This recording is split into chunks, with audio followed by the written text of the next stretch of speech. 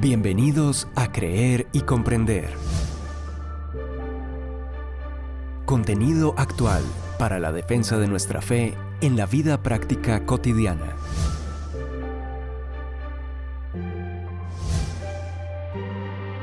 Un tiempo de aprendizaje junto al autor, conferencista y apologista Arturo Rojas. Iniciamos. Buen día a todos. Hoy vamos a ocuparnos en este podcast de un tema tradicional de la cristiandad, pero desde una perspectiva poco tradicional. El tema no es otro que la llamada Epifanía, palabra tomada del griego que significa manifestación y que en teología adquiere un significado técnico para designar el momento en que Cristo encarnado como hombre se manifiesta al mundo. Por extensión, y dado que se considera que la primera manifestación pública al mundo del Cristo encarnado es la que se da a los comúnmente llamados Reyes Magos, la fiesta de Reyes celebrada por amplios sectores de la cristiandad el 6 de enero es llamada también la Epifanía, que valga decirlo, en algunos países de tradición cristiana es más importante que el 25 de diciembre, o por lo menos de las dos festividades, Navidad y Epifanía o Fiesta de Reyes, es en esta última en que se reparten los tradicionales regalos. El hecho cierto en que se apoya esta festividad es la mención de los designados como magos de Oriente en el Evangelio de Mateo, capítulo 2, versículo 1, que visitan al niño Jesús en Belén siguiendo la estrella que providencialmente los guía hasta él. La tradición, a partir del siglo III después de Cristo, ha añadido a este hecho detalles más bien legendarios y poco o nada probables e incluso contrarios al relato bíblico, como la imagen de estos personajes visitando al niño Jesús en el pesebre, cuando Mateo dice claramente: entrando en la casa, vieron al niño con su madre María y postrándose lo adoraron, y abriendo sus tesoros le presentaron obsequios de oro, incienso y mirra. Mateo 2:11. Como vemos, Mateo nos dice entrando en la casa y no menciona el pesebre, indicando que Jesús y sus padres ya estaban hospedados en una casa, lo que hace presumir que ya había pasado suficiente tiempo desde que se llevara a cabo el censo que congestionó todas las posadas de Belén e impidió que José y María encontraran una habitación en el momento del alumbramiento, pudiendo hallar a estas alturas un hospedaje más decoroso y adecuado que el que les brindó el pesebre en su momento. Además, se nos informa también un poco después que Herodes llamó en secreto a los sabios y se enteró por ellos del tiempo exacto en que había aparecido la estrella. Mateo 2:7. Y de acuerdo con esta información, mandó matar a todos los niños menores de 2 años en Belén y en sus alrededores, de acuerdo con el tiempo que había averiguado de los sabios. Mateo 2:16. En lo que la tradición conoce como la matanza de los inocentes, que dio lugar al Día de los Inocentes, que suele ubicarse el 28 de diciembre. 2 años fue el rango que Herodes creyó necesario establecer para asegurarse de que Cristo fuera ejecutado, de no haber sido advertido su padre José en sueños, huyendo enseguida a Egipto. Es de suponer que si la información de los magos sobre el tiempo de la aparición de la estrella fuera tan reciente como los escasos 12 días que separan la celebración de Navidad de la Epifanía o Fiesta de Reyes, Herodes, por cruel que fuera, hubiera establecido un rango de edad mucho menor para los niños ejecutados. Parece ser que la cronología de estos eventos ha sido agrupada artificialmente por la tradición para que todos estos sucesos coincidan, adornen y resalten más la época navideña. Con el tiempo, además, se les terminó identificando como reyes. Se afirmó que eran 3, tal vez por los 3 regalos que el Evangelio menciona que le llevaron al niño Jesús, e incluso se dijo que sus nombres eran Melchor, Gaspar y Baltasar, representando cada uno de ellos a las 3 razas o etnias tradicionales de la Edad Media: europeos, asiáticos y africanos. Pero lo cierto es que la investigación histórica más confiable y veraz nos dice tan solo que estos magos formaban parte de la casta sacerdotal y erudita de los antiguos medos, adaptada por el rey Ciro a la religión de Persia o mazdeísmo que había fundado Zoroastro, también conocido como Zaratustra. La misma Persia en la que vivió el profeta Daniel, quien, según nos dice el libro que lleva su nombre, fue nombrado jefe de estos magos por el rey Nabucodonosor, según se le informó al rey Belsasar, descendiente directo de Nabucodonosor, su propia esposa, en estos términos, refiriéndose al profeta Daniel. Cuando vivía el rey Nabucodonosor, padre de su majestad, se halló que ese hombre poseía sabiduría, inteligencia y gran percepción, semejantes a las de los dioses. El padre de su majestad llegó a nombrar a ese hombre jefe de los magos. Daniel 5:11. Así pues, bajo la influencia de Daniel, la espera por parte de los judíos del Mesías llamado a reinar sobre todo el mundo llegó a ser conocida en todo el Oriente, registrada de muchas maneras en las escrituras judías, como por ejemplo en Números 24, 17 al 19 que dice: «Veo algo en el futuro, diviso algo allá muy lejos. Es una estrella que sale de Jacob, un rey que se levanta en Israel. Le aplastará la cabeza a Moab, aplastará a todos los descendientes de Set, conquistará a Edom, se apoderará de Seir, que es su enemigo. Israel realizará grandes hazañas. Un vencedor saldrá de Jacob y destruirá a los que queden en la ciudad». De modo que cuando estos magos vieron siglos después la señal en el cielo que anunciaba su nacimiento, se apresuraron a viajar a Israel para comprobarlo y adorar al Mesías esperado a lo largo de todo el Antiguo Testamento. Con el tiempo la palabra mago perdió esta significación particular y llegó a designar de manera generalizada a los practicantes de las artes ocultas y, valga la redundancia, mágicas, propias de hechiceros, adivinos y medios espiritistas, perfil en el que estos magos de Oriente no encajan, pues ellos eran más bien estudiosos que practicantes de estas actividades condenadas en las Escrituras. Por lo que, para evitar esta asociación engañosa y que se presta a la confusión, dado el sentido a estas alturas claramente peyorativo que la palabra mago llegó a adquirir en el Nuevo Testamento, la mayoría de las traducciones modernas prefieren referirse a ellos como sabios de Oriente. La predicación cristiana se ha detenido casi exclusivamente en los tres presentes que estos sabios trajeron al niño Jesús, tanto por lo sugerente que el número 3 es para la teología bíblica, como por el simbolismo que el oro, el incienso y la mirra tienen también en las Sagradas Escrituras. Así, muchos ven en el simbolismo del oro una alusión a la divinidad, la realeza y la santidad de Cristo. En el incienso una referencia a la oración, la adoración y el culto que le debemos a Él.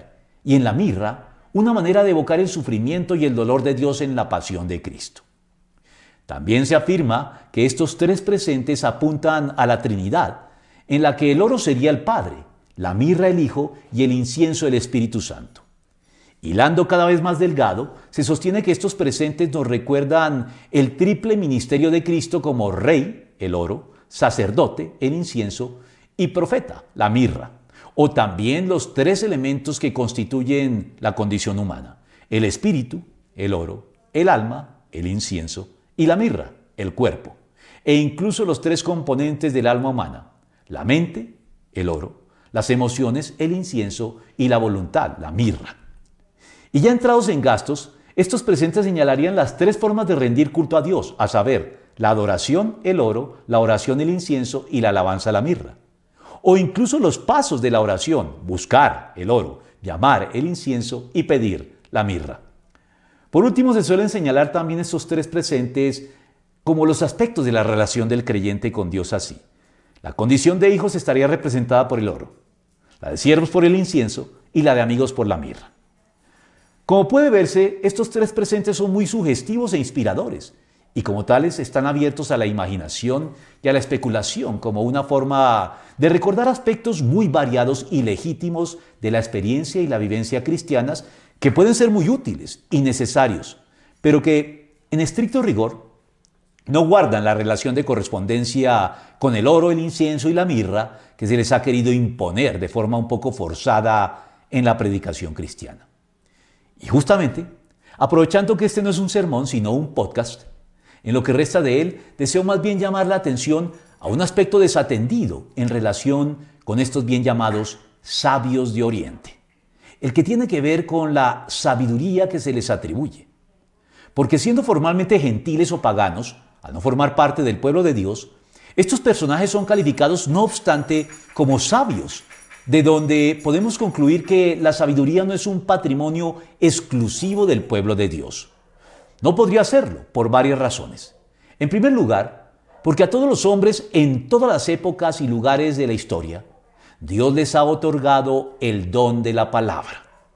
Todo ser humano tiene la capacidad de articular sus pensamientos de manera inteligible, creativa y constructiva a través del lenguaje hablado en forma de palabras y de comunicarlos así a otros a semejanza de Dios, quien se nos revela por medio de su palabra, al haber creado mediante ella todo lo que existe, al habernos dado acceso a su revelación en la Biblia, su palabra escrita, y al haberse encarnado en Jesucristo, su palabra hecha hombre.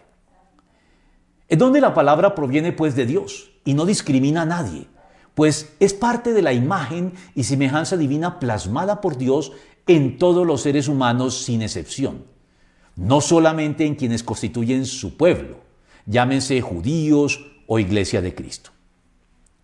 En segundo lugar, la sabiduría no es exclusiva del pueblo de Dios, porque al referirse a esa misma palabra o verbo de Dios hecho hombre, el apóstol Juan nos dice que en él estaba la vida y esa vida era la luz de los seres humanos, Juan 1:4. La luz de todos los seres humanos, no de los judíos o de los cristianos con exclusividad. Por eso, tal vez la iluminación del Espíritu Santo sea exclusiva de los cristianos, pero la iluminación de Jesucristo, el Verbo de Dios, alcanza a todos los hombres en mayor o menor medida. Y es por eso también que la sabiduría no es exclusiva del pueblo de Dios. Porque Cristo, la palabra de Dios que creó todo lo que existe, es también la palabra de Dios que ilumina a todos los hombres y nos faculta con la capacidad de pensar y articular nuestros pensamientos en palabras. Pero Cristo es también la sabiduría personificada en el libro de los Proverbios que invita a todos los hombres a adquirirla. Clama la sabiduría en las calles. En los lugares públicos levanta su voz. Clama en las esquinas de calles transitadas. A la entrada de la ciudad razona. ¿Hasta cuándo, muchachos inexpertos, seguirán aferrados a su inexperiencia? ¿Hasta cuándo ustedes, los insolentes, se complacerán en su insolencia? ¿Hasta cuándo ustedes los necios aborrecerán el conocimiento? Respondan a mis reprensiones y yo les abriré mi corazón. Les daré a conocer mis pensamientos. Porque el Señor da la sabiduría. Conocimiento y ciencia brotan de sus labios. ¿Acaso no está llamando la sabiduría? ¿No está elevando su voz la inteligencia? Toma su puesto en las alturas, a la vera del camino y en las encrucijadas. Junto a las puertas que dan a la ciudad, a la entrada misma, grita a voz en cuello. A ustedes los hombres los estoy llamando. Dirijo mi voz a toda la humanidad. Proverbios 1 del 20 al 23, 2, 6 y 8 del 1 al 4. Por último, la sabiduría no es patrimonio exclusivo del pueblo de Dios debido a que la razón, o más exactamente la racionalidad, que no es otra cosa que la capacidad de pensar de manera racional y razonable, también es algo que los no creyentes poseen, en muchos casos de manera más aguzada y desarrollada que los mismos creyentes. Algo que no debería sorprendernos, pues si el Logos o Verbo de Dios encarnado en Jesucristo es la luz que ilumina a todos los hombres en mayor o menor grado, es de esperarse que en todas las culturas y al margen incluso del Evangelio podamos encontrar personas razonables que utilizan bien y de manera sabia la lógica y el sentido común de acuerdo a sus capacidades.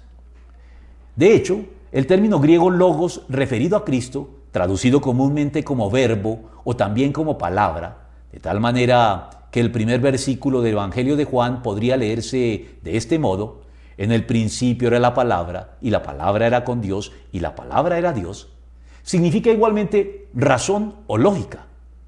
Y esto significa que Cristo es también la razón o la lógica con mayúscula, que al iluminar a todos los hombres, nos faculta a todos para pensar de manera lógica y razonable, y ejerciendo lo que llamamos sentido común, precisamente por ser común a todos los hombres. Es debido a esto que Justino Mártir dijo: quienes vivieron conforme al verbo son cristianos. también los que anteriormente vivieron sin razón se hicieron inútiles y enemigos de Cristo, y enemigos de quienes viven con razón. Mas los que conforme a esta han vivido, es decir, conforme a la razón, y siguen viviendo, son cristianos y no saben de miedo ni turbación. Así pues, no todo está perdido, pues en el mundo y al margen de la iglesia todavía existen, al igual que los sabios de Oriente, personas razonables, lúcidas y sabias, que a pesar de no creer formalmente en Cristo, como lo hace la iglesia, honran de todos modos la racionalidad, la lógica, el orden y la sabiduría que proceden de Él y trabajan por un mundo mejor. Si desean profundizar un poco en esta dirección, les recomiendo escuchar mi podcast El Ateo Renuente, aquí mismo en nuestro canal. Esta es al fin y al cabo la base de la apologética o defensa de la fe. La convicción de que aunque los no creyentes no crean en la Biblia, de todos modos podemos razonar con ellos y mostrarles la coincidencia y armonía de la revelación de Dios en la Biblia con los hechos ya conocidos, establecidos y comúnmente aceptados por todos a la luz de los dictados de la razón y del pensamiento sensato y lógicamente discursivo. Es por eso que, como lo decía Nicolás Gómez Dávila, la revelación no consiste tanto en enseñar una noción nueva como en autenticar una existente. Es decir, que la revelación de Dios en la Biblia no parte de cero, sino de las cosas que la razón y la sabiduría humanas ya han establecido para confirmar y profundizar las que son acertadas y corregir las que se han desviado de la verdad.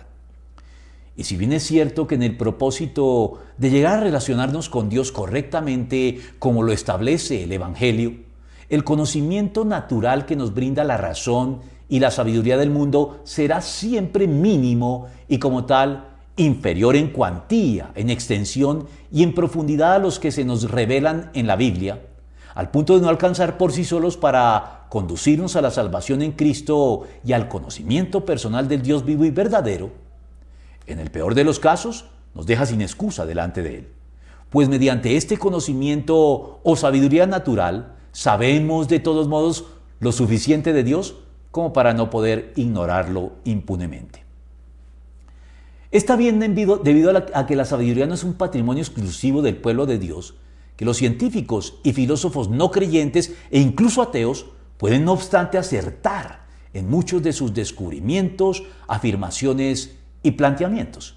Y los creyentes debemos entonces escucharlos y aprender de ellos, pues como lo dijo Antonio Cruz, solo así demostraremos que tenemos la humildad necesaria para aprender también del evangelizado. Pues como sigue diciéndonos, únicamente de este modo es posible que el evangelizador pueda resultar evangelizado en algunos aspectos. Por esta misma causa, debemos darle la razón al ateo Federico Nietzsche cuando dijo: incluso hombres pertenecientes a civilizaciones atrasadas tienen su valor. Por eso, no debemos utilizar el adjetivo primitivo de forma despectiva cuando nos referimos a sociedades paganas, ya sea del pasado o de la actualidad, que no ostentan el desarrollo cultural o tecnológico de las naciones occidentales, ni han alcanzado el anhelado estado de bienestar tal como éste se concibe en Occidente. No podemos ni debemos mirar a estas comunidades con aire desdeñoso y con ínfulas de superioridad, sino que debemos reconocer incluso que no obstante su casi nulo desarrollo tecnológico y prácticas culturales y religiosas doctrinalmente cuestionables, podemos aprender de su propia experiencia, o dicho de otro modo, de su propia sabiduría. En efecto, los pueblos llamados primitivos pueden enseñarnos a recuperar una relación armoniosa y reverente con la naturaleza en una nueva conciencia ambiental y ecologista, sin tener por ello que divinizarla. E igualmente, los pueblos del lejano Oriente, a propósito de los sabios de Oriente, pueden llamar nuestra atención a la necesidad de la quietud, la reflexión, la meditación y la introspección críticamente honesta y la mística interior del que se encuentra a solas con Dios en la profundidad de su ser sin necesidad de parafernalias externas. Porque el vocablo primitivo puede indicar a veces algo ancestral y más genuinamente sabio y cercano a los orígenes que todo aquello actual y desarrollado de lo que a veces nos jactamos desmedidamente. No se trata entonces de abandonar lo propio para incorporar lo ajeno, sino que se trata más bien de que al verlo reflejado de manera imperfecta en lo ajeno, podemos reencontrar y valorar lo propio que hemos descuidado. Sea como fuere, tampoco debemos olvidar que es el advenimiento y la vida de Cristo la que autentica y confirma muchas de las intuiciones a las que nos conduce la razón y la sabiduría del mundo, y corrige las que deben ser corregidas, y que en último término existen de todos modos marcadas diferencias entre la sabiduría del mundo y la sabiduría de lo alto. Diferencias a las que Pablo se refirió de este modo. ¿Dónde está el sabio? ¿Dónde el erudito? ¿Dónde el filósofo de esta época? ¿No ha convertido Dios en locura la sabiduría de este mundo? Ya que Dios, en su sabio designio, dispuso que el mundo no lo conociera mediante la sabiduría humana, tuvo a bien salvar, mediante la locura de la predicación, a los que creen. Pues la locura de Dios es más sabia que la sabiduría humana, y la debilidad de Dios es más fuerte que la fuerza humana. Primera de Corintios 1, 20 al 21 y 25. Y Santiago es concluyente al respecto. ¿Quién es sabio y entendido entre ustedes? Que lo demuestre con su buena conducta, mediante obras hechas con la humildad que le da su sabiduría. Pero si ustedes tienen envidias amargas y rivalidades en el corazón, dejen de presumir y de faltar a la verdad. Esa no es la sabiduría que desciende del cielo, sino que es terrenal, puramente humana y diabólica. Porque donde hay envidias y rivalidades, también hay confusión y toda clase de acciones malvadas. En cambio, la sabiduría que desciende del cielo es ante todo pura y además pacífica, bondadosa, dócil, llena de compasión y de buenos frutos, imparcial y sincera. En fin, el fruto de la justicia se siembra en paz para los que hacen la paz. Santiago 3 del 13 al 18. Si te gustó, déjanoslo saber. Suscríbete a nuestro canal si aún no lo has hecho y déjanos tus comentarios. Si deseas apoyar nuestro ministerio, puedes hacer tu contribución a la cuenta de ahorros de Bancolombia, cuyo número aparece en pantalla. Enviarnos el comprobante a nuestro correo institucional creerycomprender@gmail.com y te daremos acceso a todos nuestros contenidos exclusivos para donantes. Entre ellos, los nuevos podcasts que estaremos elaborando y subiendo en breve en nuestra cuenta en la plataforma Patreon, en una nueva sección titulada Versículos difíciles de la Biblia, cuyo primer podcast se titula La respuesta al necio y se ocupa de explicar el pasaje de Proverbios 26, 4 al 5. Hasta entonces, saludos a todos.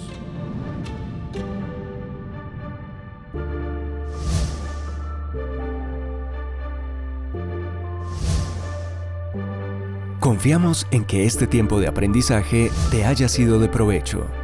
Te invitamos a compartirlo, suscribirte y seguirnos en nuestros canales digitales de Creer y Comprender. Hasta nuestro próximo podcast.